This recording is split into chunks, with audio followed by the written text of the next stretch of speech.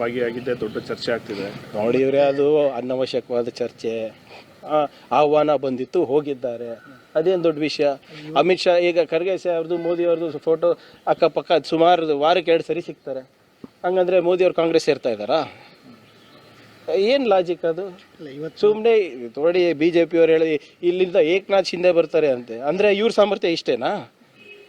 ಅಂದ್ರೆ ಒಂದೇ ನಿಮಿಷ ಸರ್, ಅಂದ್ರೆ ಒಪ್ಕೋತಾರೆ, BJPನಲ್ಲಿ ನಾಯಕತ್ವ ಅಸಮರ್ಥ ಇದೆ, ಅಲ್ಲಿ ಯಾರಿಗೂ ಕೆಪಾಸಿಟಿ ಇಲ್ಲ. ಏಕನಾಥ್ ಶಿಂದೆ ಈಗ BJP ಯಾವತ್ತೂ ಕೂಡ ಸ್ವಂತ ಬಲದ ಮೇಲೆ ಬಂದೇ ಇಲ್ಲ ಇತಿಹಾಸದಲ್ಲಿ. ಕರ್ನಾಟಕದಲ್ಲಿ ಏಕನಾಥ್ ಶಿಂದೆಗಳಿಂದಾನೇ ಬಂದಿರೋದಲ್ವಾ? ಹೋದ ಬಾರಿ 16-18 ಏಕನಾಥ್ ಶಿಂದೆಗಳು ತೊಗೊಂಡೋದ್ರಲ್ಲ, ಏನಾಯ್ತು? ಅದಕ್ಕಿಂತ ಮುಂಚೆ ಏನು ಮಾಡಿದ್ರು?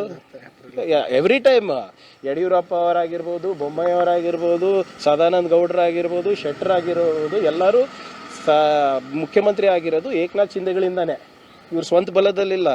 ಆದರೆ ಇಲ್ಲಿ ಈ ಸರಿ ಹಾಗಾಗಕ್ಕೆ ಚಾನ್ಸೇ ಇಲ್ಲ. ಆದರೆ ಒಂದು ಮಾತ್ರ ಒಪ್ಕೊತಾ ಇದ್ದಾರೆ ಅಂತ ಅರ್ಥ ಆಯಿತು, ಅವರಲ್ಲಿ ದಮ್ಮಿಲ್ಲ, ತಾಕತ್ತಿಲ್ಲ, ನಾಯಕತ್ವ ಇಲ್ಲ, ಸಾಮರ್ಥ್ಯ ಇಲ್ಲಕ್ಕೆ ಏಕನಾಥ್ ಶಿಂದೆಗಳು ಬೇಕಾ ಇವರಿಗೆ?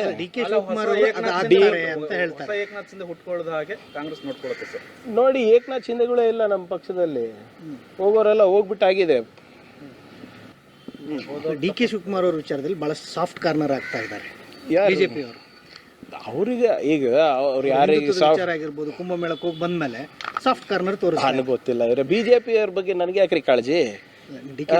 BJP ಅವ್ರು ಹೆಂಗಾನ ಏನಾದರೂ ಮಾಡ್ಕೊಳ್ಳಿ, ನನ್ನ ಬಗ್ಗೆ ಸಾಫ್ಟ್ ಕಾರ್ನರ್ ತೋರಿಸ್ಕೊಳ್ಳಿ, DK ಅವ್ರ ಬಗ್ಗೆ ತೋರಿಸ್ಕೊಳ್ಳಿ. Why are we bothered? ನಾನಿರೋದು ಕಾಂಗ್ರೆಸ್ ಕಾರ್ಯಕರ್ತರ ಹಿತಾಸಕ್ತಿ ಕಾಪಾಡಲಿಕ್ಕೆ, ಕರ್ನಾಟಕದ ಜನರ ಹಿತಾಸಕ್ತಿ ಕಾಪಾಡಲಿಕ್ಕೆ, ಕಲಬುರಗಿ ಜನರ ಹಿತಾಸಕ್ತಿ ಕಾಪಾಡಲಿಕ್ಕೆ.